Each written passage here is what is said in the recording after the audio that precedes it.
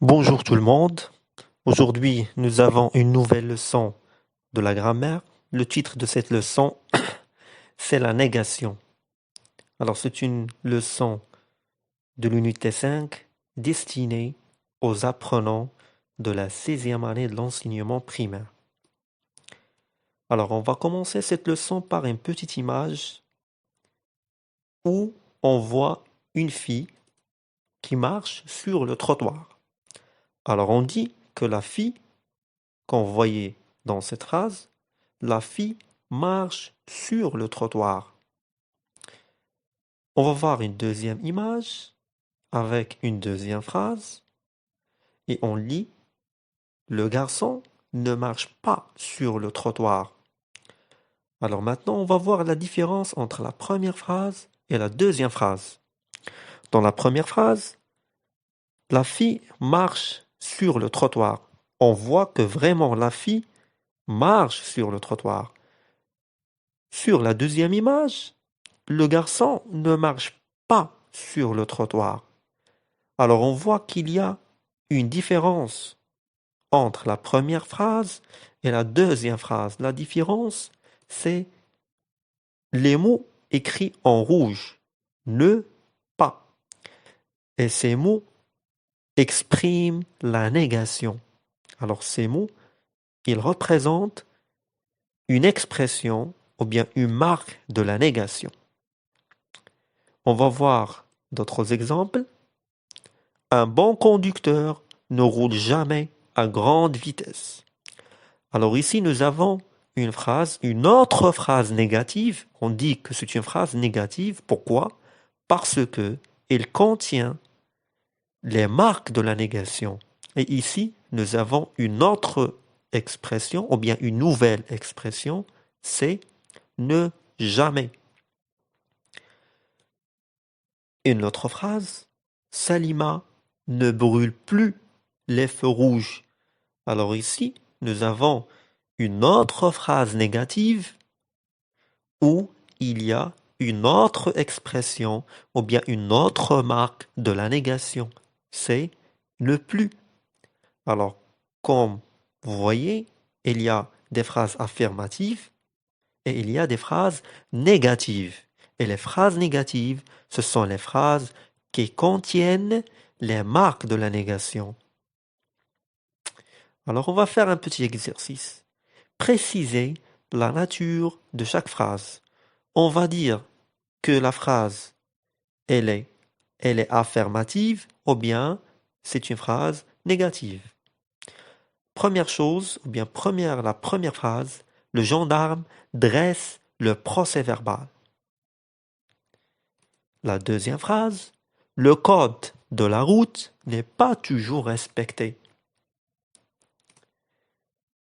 La troisième phrase, ne jamais changer de direction sans utiliser le clignotant. La quatrième phrase, le port de la ceinture de sécurité est obligatoire. Alors revenons à la première phrase. Le gendarme dresse le procès-verbal.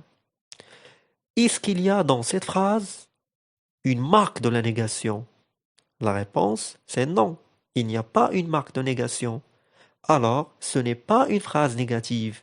On va dire que c'est une phrase affirmative. Dans la deuxième phrase, le code de la route n'est pas toujours respecté. Alors ici, on voit clairement qu'il y a une marque de négation, ou bien de la négation. Alors on va dire que c'est une phrase négative. La phrase suivante, ne jamais changer de direction sans utiliser le clignotant. Alors ici également, on voit clairement qu'il y a une expression de la négation et on va dire que c'est une phrase négative. La dernière phrase, le port de la ceinture de sécurité est obligatoire.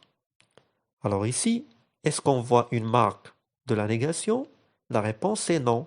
Alors, ce n'est pas une phrase négative, mais plutôt c'est une phrase affirmative. Alors, une phrase est à la forme affirmative quand elle permet d'affirmer un fait. Entre parenthèses, oui. Ça veut dire quoi? Par exemple, la première image qu'on a vue, la fille marche sur le trottoir. On a vu que vraiment, la fille marche sur le trottoir. Alors, est-ce que la fille marche sur le trottoir? Oui, la fille marche sur le trottoir. La phrase, ou bien une phrase à la forme négative, quand il nie un fait, et on trouve entre parenthèses non. Ça veut dire quoi? Revenons à la deuxième image. Nous avons vu un petit garçon. Est-ce que le petit garçon marche sur le trottoir? Non. C'est pour ça on a dit que le garçon ne marche pas sur le trottoir. Alors une phrase se met à la forme négative à l'aide des mots suivants. Alors on utilise ces expressions. On trouve par exemple ne pas, ne plus, ne jamais, ne rien, ne personne.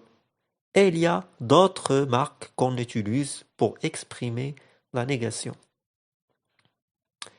Les marques de la négation, ça veut dire quoi les marques de la négation? C'est les marques qu'on a vues tout à l'heure, c'est-à-dire ne pas, ne jamais, ne plus, ne personne, etc.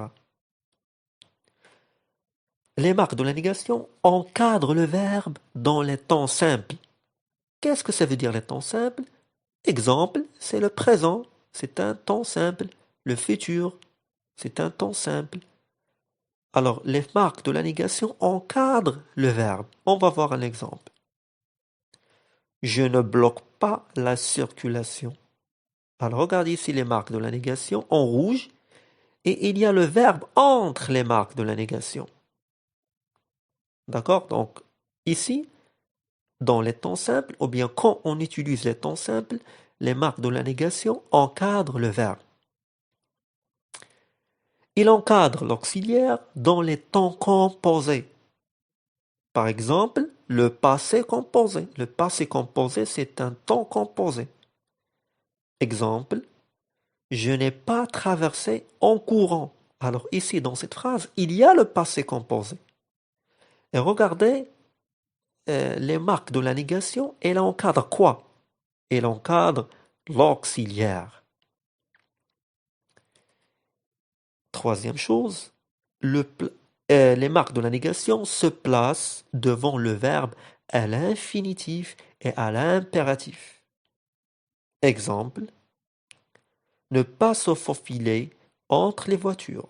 Alors regardez le verbe et regardez les mots en rouge, c'est-à-dire les marques de la négation, ils sont devant le verbe parce que ici le verbe, il est à l'infinitif. Et enfin, je vous laisse avec un petit exercice où vous allez essayer d'exploiter ou bien d'utiliser les marques de la négation qu'on a vues pour compléter ces trois phrases. Alors la question, complète les phrases avec les mots de négation qui conviennent. Il faut doubler quand la ligne est continue. Il a compris, il commettra la même faute. Voilà vos papiers. Recommencez.